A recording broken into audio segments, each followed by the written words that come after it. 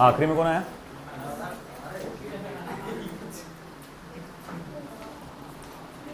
Centre of mass of composite bodies. Composite bodies का मतलब क्या होगा कि अब यहां पर एक से ज्यादा बॉडीज एक साथ मौजूद होगी और 2 बॉडीज 3 बॉडीज तीनों को मिला के वजह से जो सेंटर ऑफ मास आएगा अपने को वो कैलकुलेट करना है ना। तो पहले शुरुआत करेंगे एकदम आसान वाले से कि भाई अब रुका के रुको। एग्जाम्पल नंबर 1,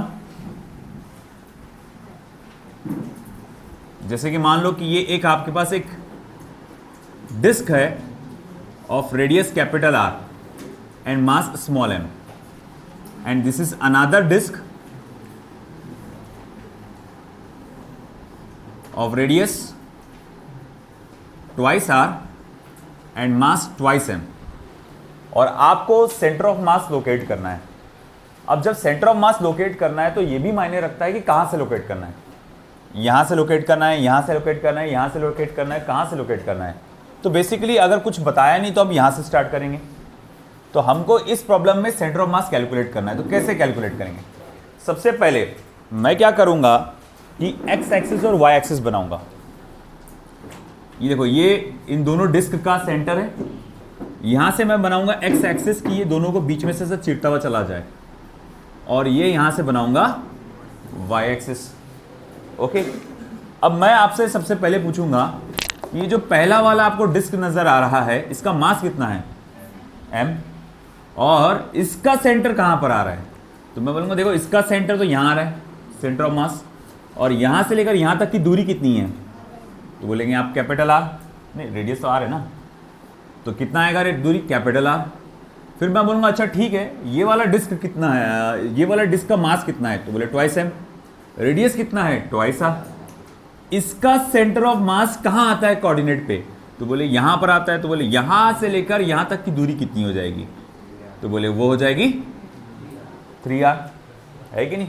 अब आपसे पूछा जाएगा कि भैया सेंटर ऑफ मास को लोकेट करो। अब देखो लॉजिकली हम सभी को मालूम है कि इन सब दोनों का centre of mass x axis पर ही आएगा, ऊपर या नीचे नहीं आने वाला, आगे या पीछे नहीं आने वाला, कहाँ आएगा? एक्स एक्सिस पे आएगा।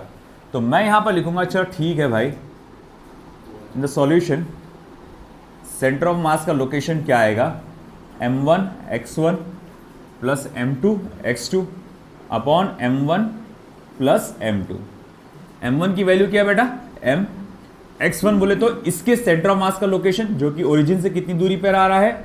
r, प्लस m2 का मास कितना है बेटा? Twice m। ओके, इसके सेंटर ऑफ मास की दूरी कितनी आ रही है बेटा? Thrice r। तो चलो ठीक है, थ्राइस r अपॉन दोनों का मास कितना है? m plus twice m। अब देखो क्या हो गया, ये 3 2 6, 6 mr और ये mr, तो ये कितना हो जाएगा बेटा? 7 mr, और ये m प्लस ट्वाइस m कितना हो गया बेटा? 3m। ये कैंसिल हुआ, 7r/3। This will be the location of centre of mass. तो ये लोकेशन ऑफ सेंटर ऑफ मास होगा इस एक्सिस पे, है ना। 2 पॉइंट समथिंग कुछ आ रहा है, वो 2.1 लाइक दैट कुछ आएगा आंसर, है ना। मतलब यहाँ कहीं तो भी मिलेगा, तुमको देखने को मिलेगा। आया समझ में आपको ये, है ना। करना क्या था? कुछ नहीं, आपने कहा कि देखो इसका मास क्या है, इसका मास क्या है, इसका सेंटर ऑफ मास कहाँ आता है, इसका सेंटर ऑफ मास कहाँ आता है। तो बोले इसका सेंटर ऑफ मास यहाँ आया, इसका सेंटर ऑफ मास बीचों बीच यहाँ पर आएगा। उन लोगों का लोकेशन पता लगा दिए ओरिजिन से, यहाँ से यहाँ कितना है आपने वैल्यू डाल दी, है ना। x1 की वैल्यू डाल दी r, फिर बाद में यहाँ से लेकर यहाँ तक कितना है, तो बोले x2 की वैल्यू आ गई थ्राइस r। इस बॉडी का मास यहाँ पर लिख दिए, और फिर हम लोग ने इन सबको कैलकुलेट किया और आंसर आ गया हमारा। आया समझ में? कहाँ पे? ओ माय मिस्टेक, हाँ ये 4 आएगा, सही है आप, मैंने गलत किया, वो 4r आएगा, 4r आएगा। तो फिर ये अलग हो जाएगा, यहाँ 4 आ जाएगा, तो 4 8 और ये हो जाएगा 9mr, 9r/3, यानी कि कितना हो जाएगा? 3r। ठीक है, लिख लो।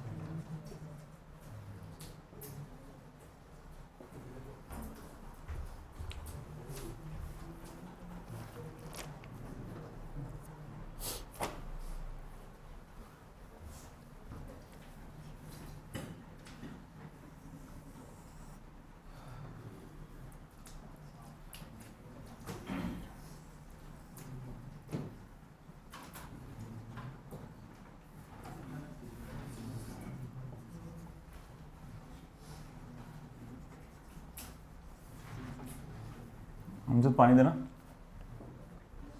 भेजो उसको अंदर। अहमद दरवाजा खोल दे।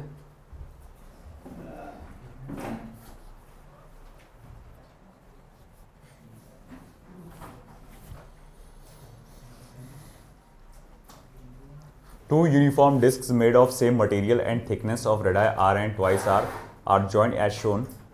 Locate the center of mass. इनका center of mass locate करना है। अब आप सोच रहे सर वही आएगा जो पहले आया था, नहीं वैसा नहीं आएगा। उसमें और इसमें क्या फ़र्क है? नहीं, काय के लिए वाई पे होगा वो? इनकी लाइन जोड़ दो सेंटर की, एक्स एक्सिस पे जाती है अभी भी। फर्क क्या है दोनों प्रॉब्लम्स में? क्या फर्क है? नहीं, रेडियस R2R, यहां पर भी R2R है, बस मैंने ऐसा बताने की वजह ऐसा बताया। क्या फर्क है?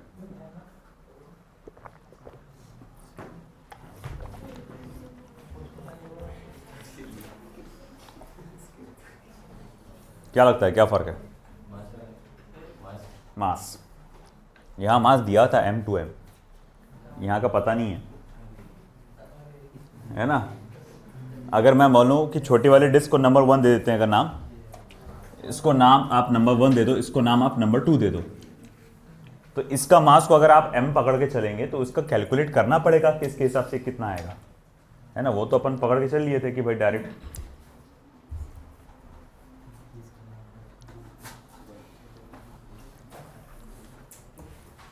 मार्कर कहाँ गया ब्लू वाला?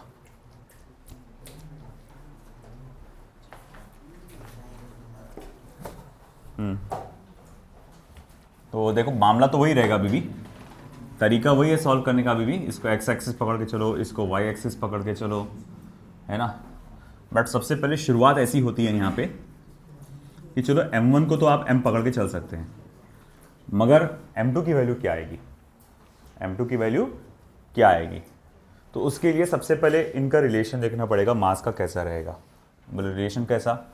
अरे भाई इस डिस्क का रेडियस क्या है? R है। उस डिस्क का रेडियस क्या है? ट्वाइस R है। अब ऐसा है, मास का फॉर्मूला क्या होता है? बोले डेंसिटी इनटू वॉल्यूम होता है। कोई भी चीज़ का मास का फॉर्मूला डेंसिटी इनटू वॉल्यूम होता है। अगर इस डिस्क के वॉल्यूम की बात करो तो वॉल्यूम क्या रहेगा? तो बोले thickness into area. Area into thickness volume होता है ना, एरिया डिस्क का, और थिकनेस क्या होता है? वॉल्यूम। अब हम क्या देख सकते हैं कि भाई दोनों डिस्क का मटेरियल सेम है ना, मेड ऑफ सेम मटेरियल, है ना। अगर गौर से सुनो, अगर मटेरियल सेम रहा तो डेंसिटी सेम रहेगा, अगर मटेरियल सेम रहा तो डेंसिटी सेम रहेगा। एक और बात बोला उसने, थिकनेस भी सेम है ना। तो भैया ये भी सेम, ये भी सेम, तो अल्टीमेटली आपका मास डिपेंड क्या पे कर रहा? फिर एरिया पर, है कि नहीं? अल्टीमेटली मास डिपेंड क्या पे कर रहा? एरिया पर। तो मैं यहां लिख सकता हूं, देखो फिर rho t pi r square. तो मास जो है वो डायरेक्टली प्रोपोर्शनल किसको बेटा? आर स्क्वायर को है। चलो मतलब मान लो ये तीनों चीज मिलकर एक कोई कांस्टेंट आ जाएगा, तो उस कांस्टेंट को के से सी से जिससे आपको नाम देना दे दो। मैं बोलूंगा ये देखो, ये तीनों मिला के कोई ना कोई क्या रहेगा? कांस्टेंट रहेगा, जो दोनों डिस्क में सेम वैल्यू आ देगा। कि देखो दोनों डिस्क का डेंसिटी सेम है, दोनों डिस्क का डेंसिटी सेम है, दोनों डिस्क का थिकनेस सेम है, पाई की वैल्यू तो हर जगह सेम रहती है। तो चाहे आप कोई दोनों में से कोई भी पकड़ो, ये वैल्यू तो कैसी आएगी? सेम आएंगी। हाँ, बदलेगा क्या? रेडियस। तो भाई मेरे को मालूम है तीनों की वैल्यू सेम आने वाली है मिलाकर, तो मैं उसको एक के से इंडिकेट कर देता हूं कांस्टेंट बोलने के लिए। तो मैंने ऐसा लिखा m इज इक्वल टू के आर स्क्वायर। ये समझा गया पहले, है ना। अब ऐसा है कि ठीक है, मैं लिखूंगा फिर m2 को क्या लिखूंगा? तो बोले m2 को आप लिखेंगे ऐसा के R2 का स्क्वायर, के R2 का स्क्वायर। अच्छा R2 क्या है? रेडियस ऑफ सेकंड डिस्क क्या है? तो बोले ट्वाइस ऑफ R है। रेडियस ऑफ सेकंड डिस्क क्या है? Twice of R। तो के 2 टाइम्स ऑफ R का होल स्क्वायर, यानी m2 is equal to 4k R square, 4k R square, है ना। अब ऐसा है कि चलो ठीक है, माना 4k R स्क्वायर, ये k R स्क्वायर क्या है? बोले ये तो m1 है। बोले कैसे की बात कर रहे हैं आप? m1 होगा, कैसे होगा m1? अरे वेरी सिंपल, m1 को भी आप क्या लिखोगे, है ना। आप m1 को भी ऐसे ही लिखो ना, कि अगर m2 को आपने या m को k R स्क्वायर लिख सकते हो आप, तो m1 को आप क्या लिखोगे?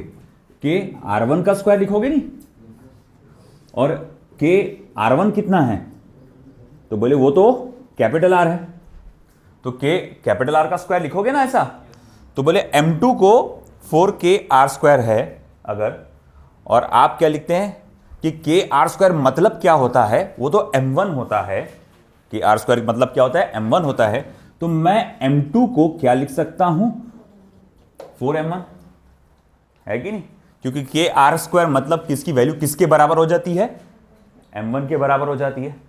मगर मैं कहूंगा यार मैंने M1 को तो क्या बोला है, M बोला है, तो M2 को मैं क्या बोल सकता हूं, 4M बोल सकता हूं, है ना, नहीं भी लिखे तो चलता है, ऐसा कुछ नहीं है, आप M ना लिख के M1 लिख के भी करे तो चलता है, ऐसा कुछ नहीं है, आंसर तो वैसे ही चाहना है फिर भी। तो अब ये आ गया 4M, अब आगे क्या हो सकता है, अब फिर से जो मैंने यहां मेथड अप्लाई किया वो करो, M1x1 plus M2x2 plus M1 plus M2, है ना। अब वो कैसे निकालेंगे, M1 की वैल्यू क्या है, तो मैं बोलूंगा M है, x1 बोले तो वो सेंटर कहां पर आ रहा है इसका, मैंने ये गलती किया, ये चिपका के लेना चाहिए था, हाँ। अब अगर ऐसा देखेंगे ये x1 किधर आ रहा है, तो बोले कैपिटल R पे आ रहा है, x2 क्या यहां पर आ रहा है, तो बोले ये यहां से यहां तक के कितना होगा बेटा, ये 4R होगा, है कि नहीं, 4R होगा। अब M1 M है, x1 R है, M2 4M है ना, और x2 कितना है, 4R है। अब करो कैलकुलेट इस फॉर्मूले से, मुझे बताओ क्या आ रहा है सेंटर ऑफ मास, कहां आ रहा है, चलो फटाफट करो बताओ।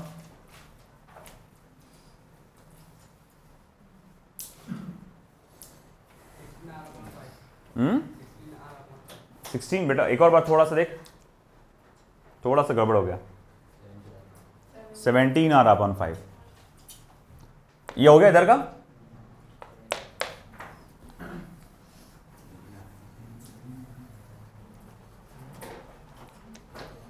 तो position of centre of mass is equals to M1x1 plus M2x2 upon M1 plus M2। अब M1 कितना है बेटा 4, x1 कितना है R, M2 कितना है 4M, और ये कितना है, M1 कितना है, सॉरी M है, सॉरी नॉट 4, हाँ M1 कितना है, ये 4R है ना, अपॉन M प्लस 4M, तो ये हो जाएगा 17MR अपॉन 5M, तो ये हो जाएगा 17R अपॉन 5।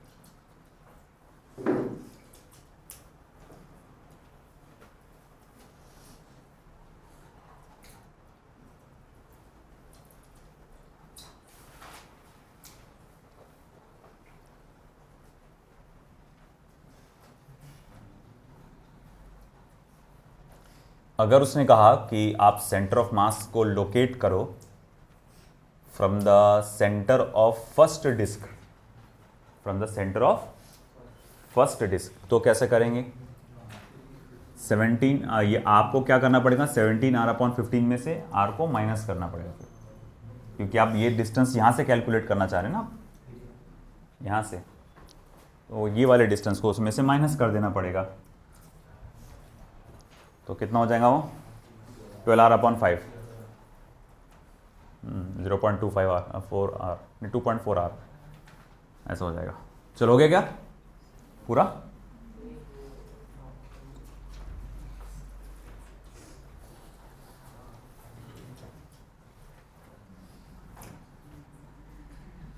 डन।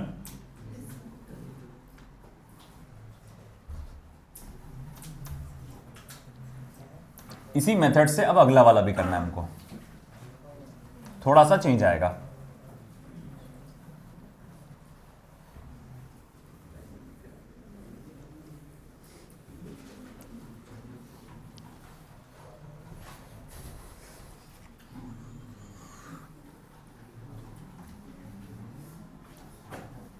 देखो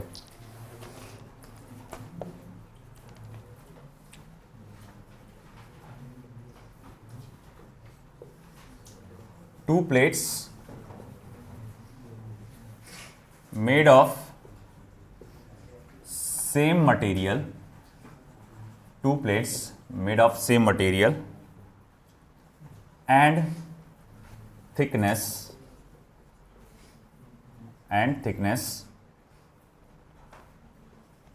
are joined as shown. One plate is circular and another is square in shape.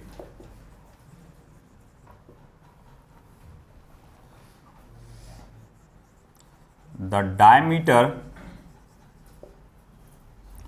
of circular plate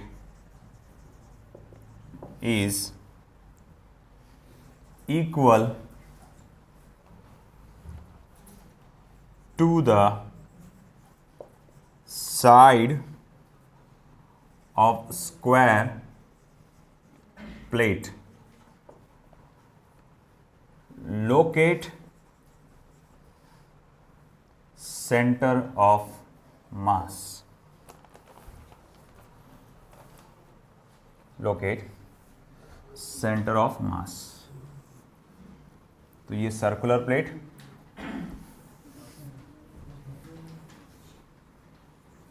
क्या फर्क पड़ा?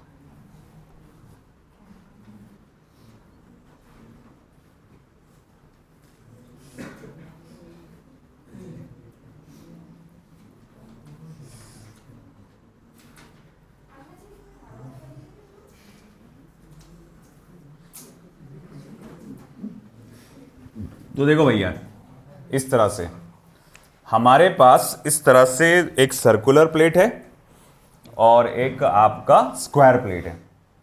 इसने कहा है कि ये देखो दोनों का मटेरियल सेम है। जैसे ही मैंने कहा मटेरियल सेम है तो क्या सेम है? डेंसिटी सेम है। क्या सेम है? डेंसिटी सेम है। दूसरा एक और बात बोला उसने, इनकी थिकनेस भी सेम है ना? चलो ठीक है, थिकनेस भी सेम मानी जाएगी।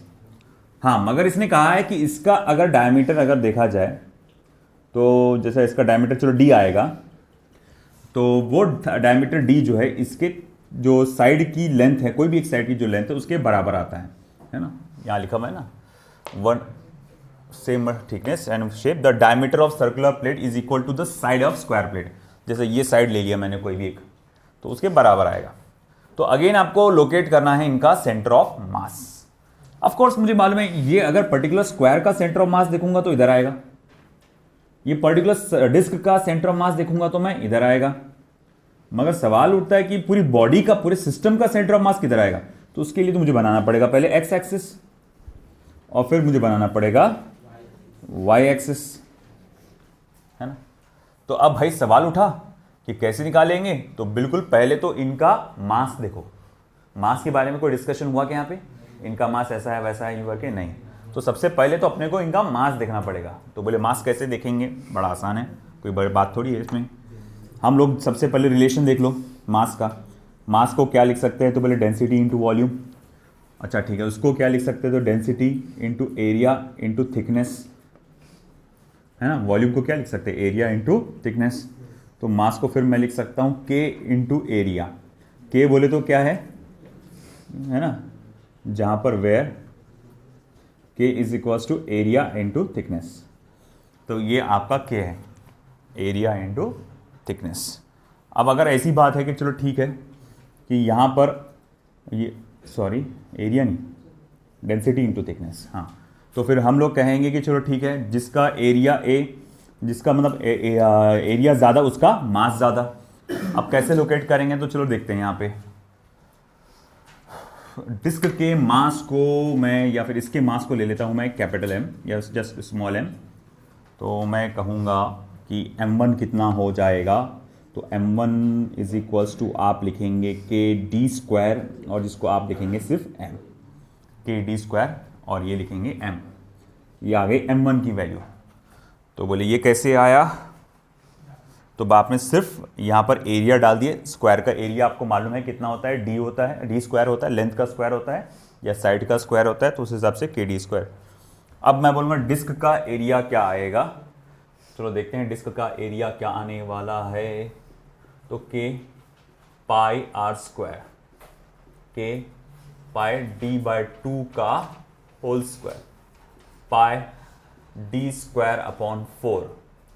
तो ठीक है, 1/4 के पाई डी स्क्वायर, ये m2 हो जाएगा। मगर के पाई डी स्क्वायर, के पाई, ये पाई को भी उधर निकालना पड़ेगा बाहर, तो पाई को भी बाहर निकाल लो। तो k इंटू डी स्क्वायर ये कितना है, तो बोले ये तो m1 है, और m1 की वैल्यू क्या है, m। तो मैं इसको क्या लिख सकता हूँ, pi by 4 multiply by m। ये किसकी वैल्यू आ गई बेटा, m2 की वैल्यू आ गई। तो अब मेरे पास m1 आ गया, मेरे पास m2 आ गया। अब मुझे सेंटर ऑफ मास को भी लोकेट करना है, तो location of centre of mass क्या आएगा, तो बोले m1x1 plus m2x2 upon m1 plus m2। अच्छा, m1 कितना है, तो बोले m1 है आपका m, और x1 कितना है, मतलब पहले इसका लोकेशन कितना आएगा। तो बोले देखो भैया, यहाँ से लेकर यहाँ तक पूरा कितना है, स्मॉल d है, और अपने को ये चाहिए, ये कितना आएगा, तो बोले ये तो d बाई 2 आएगा। तो x1 की वैल्यू आएगी d बाई 2 प्लस m2 कितना है, m2 है pi by 4 times of m, और अब x2 कितना है, तो यहाँ से यहाँ तक कितना है, d है, और यहाँ से यहाँ तक कितना आएगा, d बाई 2, रेडियस है ना वो, d प्लस डी बाई 2 कितना होगा, 3d बाई 2, तो 3d by 2 upon m1 plus pi by 4 times of m। अब यहाँ से m कॉमन निकलेगा, वो कैंसिल हो जाएगा, फिर क्या बचेगा, d by 2 plus 3 pi upon 8 into D upon, और ये हो जाएगा 4 plus pi upon 4, 4 plus pi upon 4। मक पुड़े काय, आप इस 4 को ऊपर लेके जा सकते हो,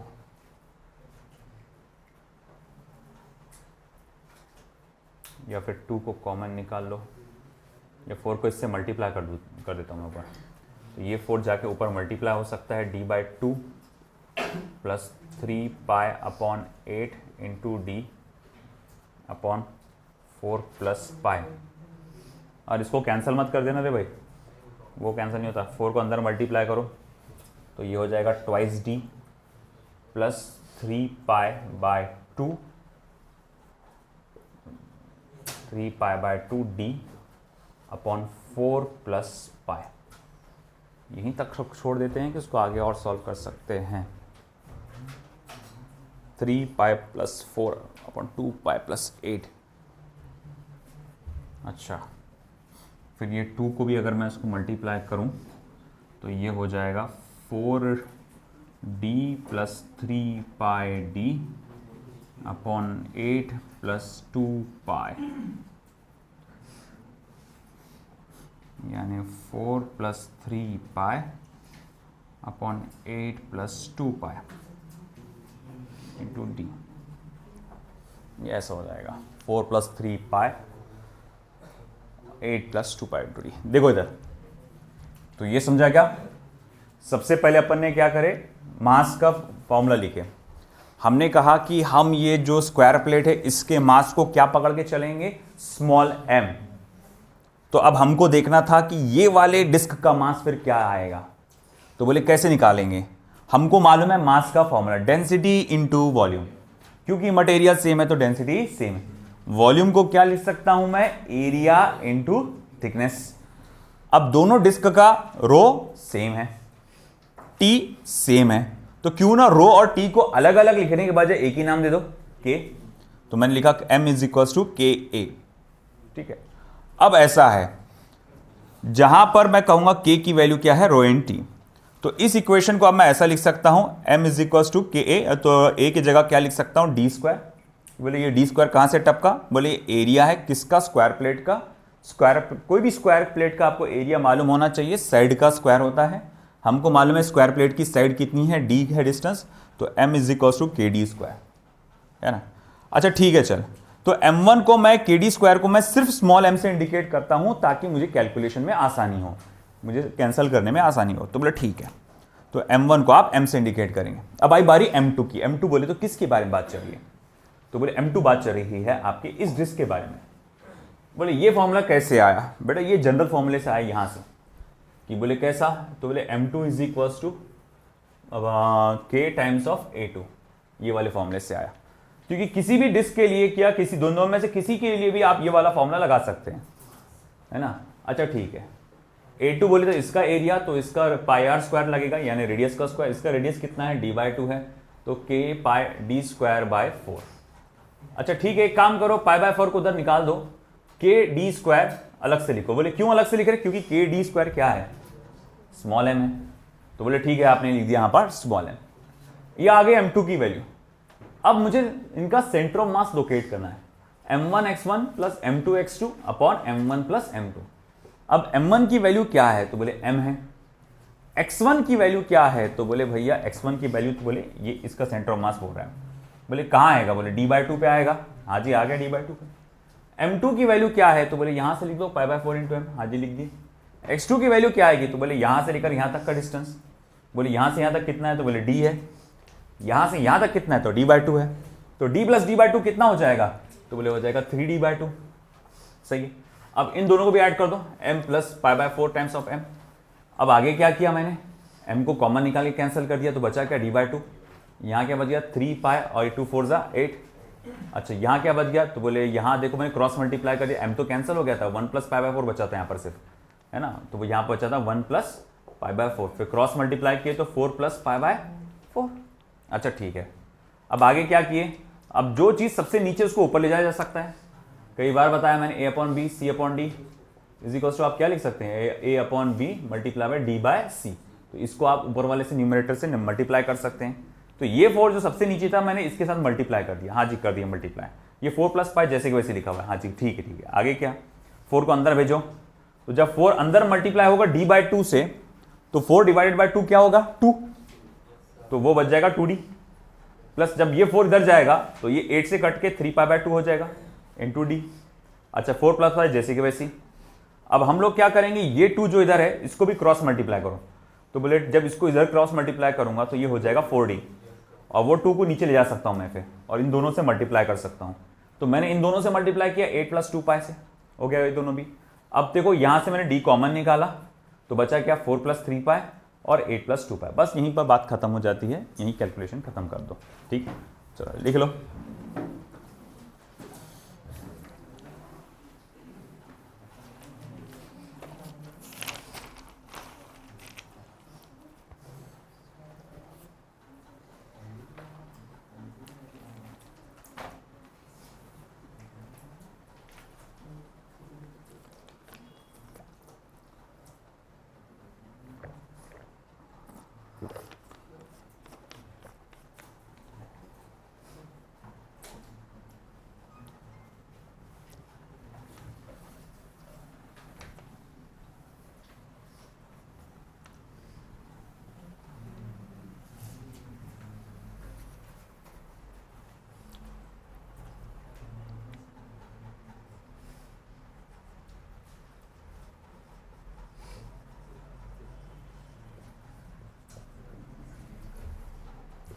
JEE वाले खास तौर से ये कंपोजिट बॉडीज वाले पे ध्यान दे, नीट में चांसेस बहुत कम है इसके आने के। कंपोजिट बॉडीज़ का, है ना। तुम्हारे को आया नीट में तो पार्टिकल वाला आ जाएगा वो, या फिर वो एरिया निकाले नहीं थे अपन ने किसी टुकड़े का, वो आ जाएगा, बस उतना ही आता उसमें, और कुछ नहीं आता। फिर नहीं तो एग्जाम आया तो मोशन ऑफ सेंटर ऑफ मास पे।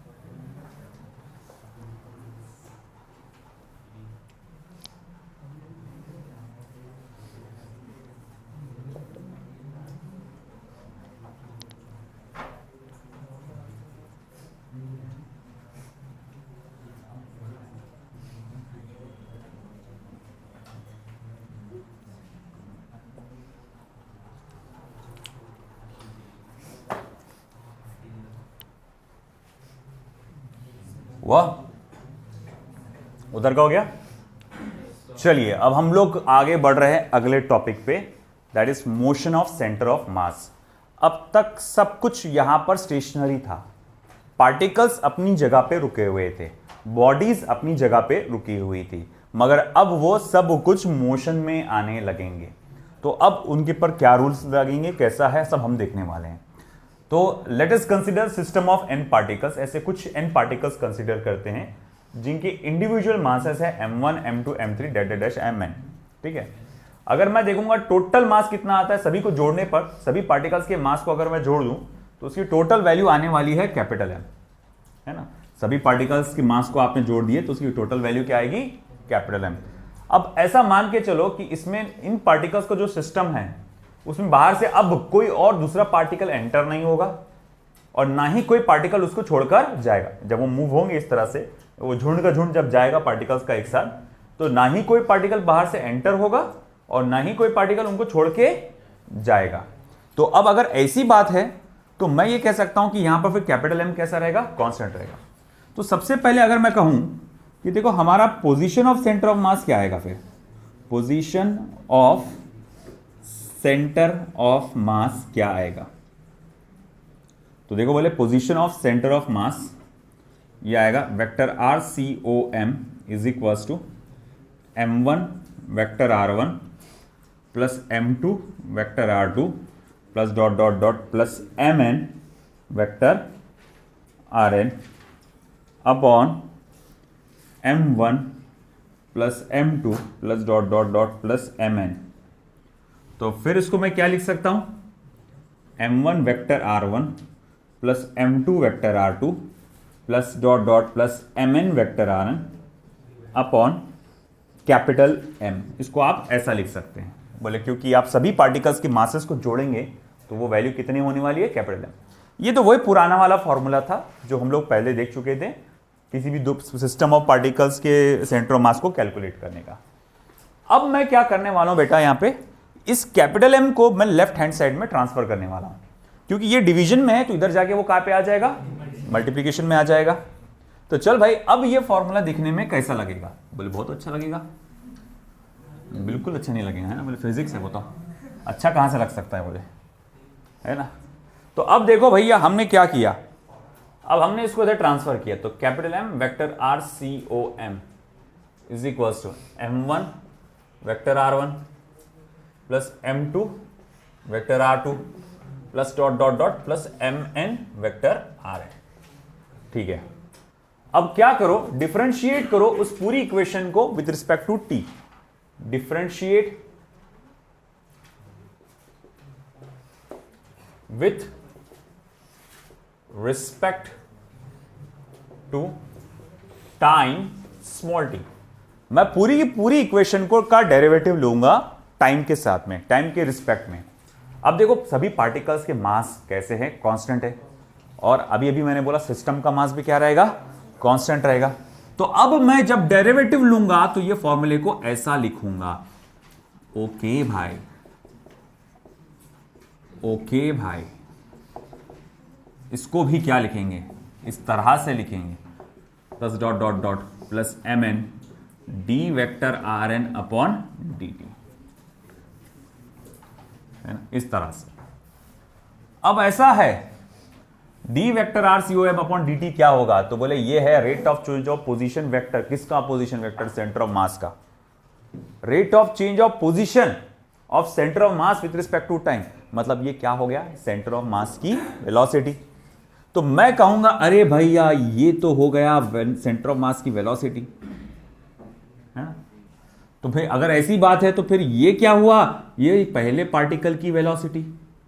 अच्छा, अगर ऐसी बात है तो ये क्या हुआ, तो बोले ये रहा दूसरे पार्टिकल की वेलोसिटी। ऐसी करते करते सभी पार्टिकल्स की वेलोसिटी आएगी और आखिरी वाले पार्टिकल की वेलोसिटी को आप बोलेंगे वेक्टर वी एन। ये इस तरह से आएगा। तो अब ऐसा है कि अब अगर मैं यहां पे क्या करता हूं, कैपिटल एम को इधर ट्रांसफर कर देता हूं, इसे आप दे दो इक्वेशन नंबर 1 दे दो। अब अगर मैं क्या करता हूं, कैपिटल एम को उधर ट्रांसफर कर देता हूं, तो vector V C O M को क्या लिखा जा सकता है, m1 vector v1 plus m2 vector v2 plus dot dot dot plus mn vector vn upon capital M, है ना? अब ये जो तुमको नजर आ रहा है ये formula m1 vector v1 plus m2 vector v2, ये क्या है, तो बोले भैया जिसको मैं इक्वेशन नंबर 2 बोलूंगा, तो मैं बोलूंगा ये आपको रिप्रेजेंट करता है velocity of centre of mass. तो मैं बोलूंगा this equation represents velocity of centre of mass. इस फॉर्मूले से आप उसको कैलकुलेट कर सकते हैं। आई के बाद समझ में? तो किस तरह से मैंने position of centre of mass का इस्तेमाल करके velocity of centre of mass calculate किया। अब ऐसा है, अगर मैं इक्वेशन नंबर 1 को गौर से देखूं तो मुझे क्या नजर आ रहा है, मास और वेलोसिटी का प्रोडक्ट, मास और वेलोसिटी का प्रोडक्ट, मास और वेलोसिटी का प्रोडक्ट, ये सब नजर आ रहा है मुझे। तो मैं यहां लिखूंगा since linear momentum, linear momentum क्या होता है, स्मॉल पी जिसको हम लोग देखते हैं, ये होता है product of mass into velocity होता है। हाँ या ना बोलो? लीनियर मोमेंटम का प्रोडक्ट वैल्यू क्या होता है, मास इनटू वेलोसिटी। तो बोले भैया कि जैसे कि हम जानते हैं लीनियर मोमेंटम प्रोडक्ट होता है मास इनटू वेलोसिटी का, ये इधर का हो गया ना, थ्री लिखो फटाफट।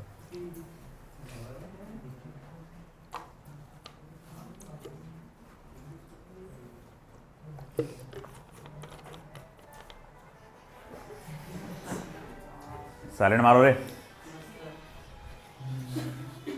बड़ा अर्थुल आ रहा तुम्हारे को।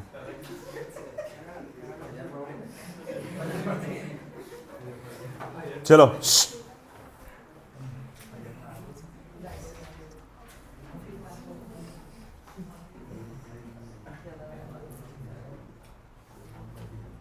साइलेंट करने को इतना टाइम लगता हुआ?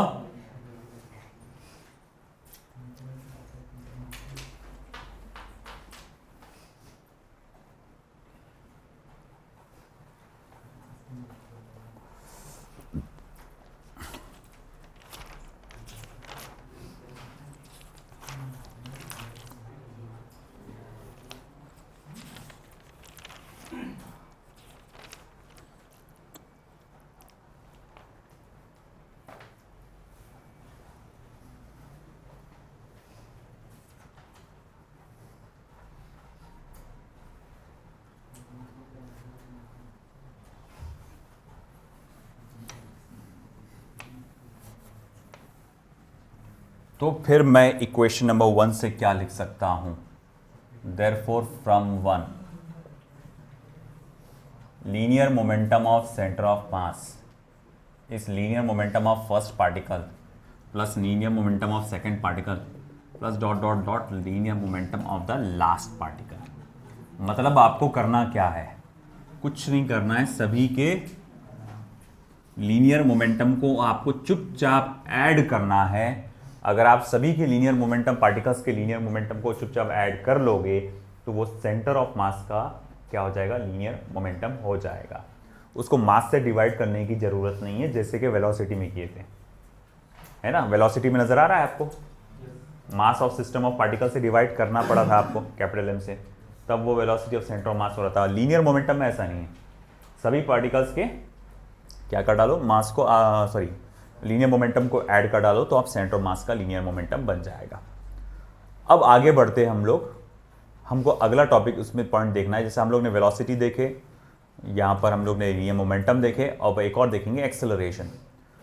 अब इक्वेशन नंबर 1 को डिफरेंशिएट करेंगे with respect to time.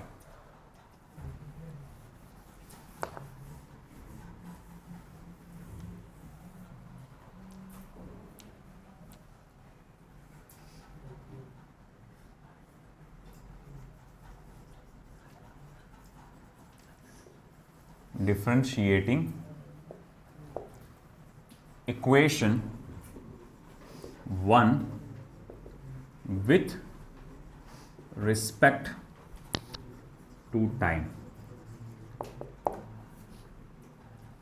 Equation number 1 को टाइम के साथ डिफरेंशिएट करो।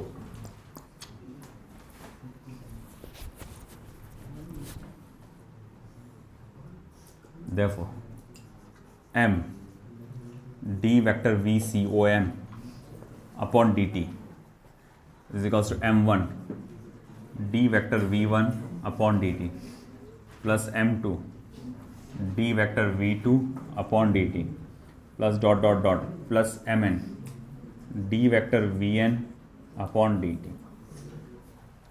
अब rate of change of velocity with respect to time क्या होता है? एक्सेलरेशन। ये है rate of change of velocity of centre of mass with respect to time, तो ये क्या बन जाएगा? Acceleration of centre of mass. तो अब ये फॉर्मूला ऐसा लिखा जाएगा,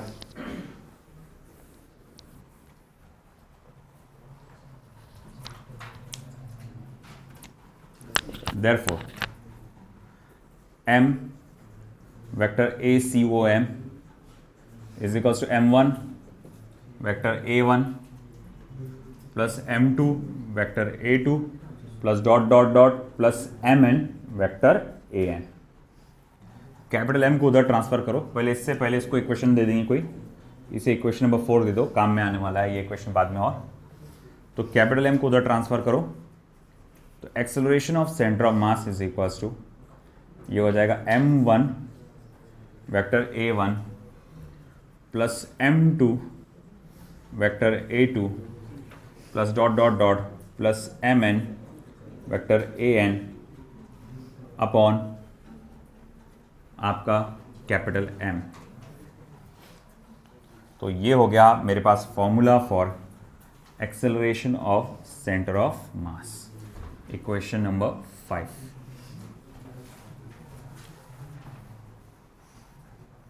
ठीक है, तो हम लोग ने velocity of centre of mass निकाला, हम लोगों ने momentum of centre of mass का फॉर्मूला निकाला, हम लोग ने linear momentum of centre of mass का फॉर्मूला निकाला और acceleration of centre of mass का फॉर्मूला, वेलोसिटी, मोमेंटम और एक्सेलरेशन का निकाल लिया अपन ने। Velocity, momentum, acceleration. अब देखेंगे फोर्स का।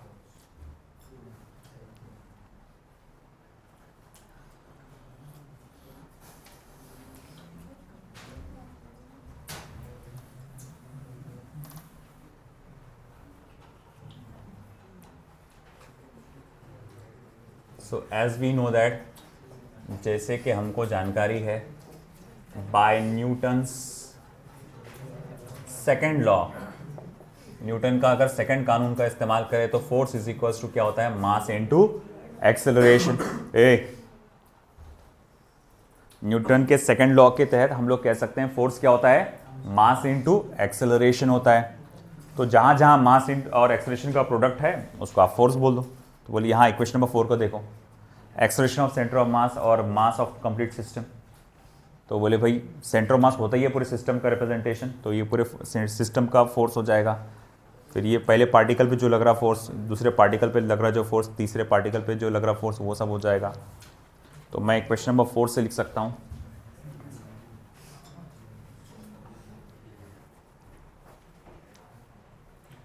therefore from 4 vector FCOM is equals to vector F1 plus vector F2 plus dot dot plus vector Fn। ये हो गया force acting on the centre of mass, equation number 6। 4 equations आपको मिल गई, 4 equations आपको यहां पे मिल गए।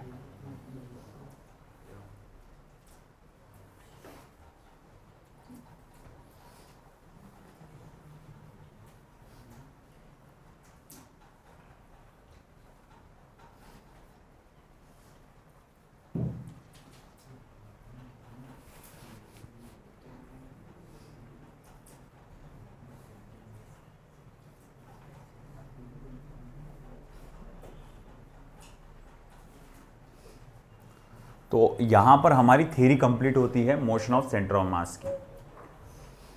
अब इसके आगे सिर्फ एक स्पेशल कंडीशन आएगी, in the presence and absence of external force, है ना, वो एक स्पेशल कंडीशन आएगी और कुछ न्यूमेरिकल्स आएंगे जो हम लोग कल देखेंगे, है ना। अभी थ्योरेटिक थ्योरी मैं यहाँ ख़त्म करता हूँ। अभी जो चार्ट आपको बोला था बनाने का मैं वो चेक करूँगा।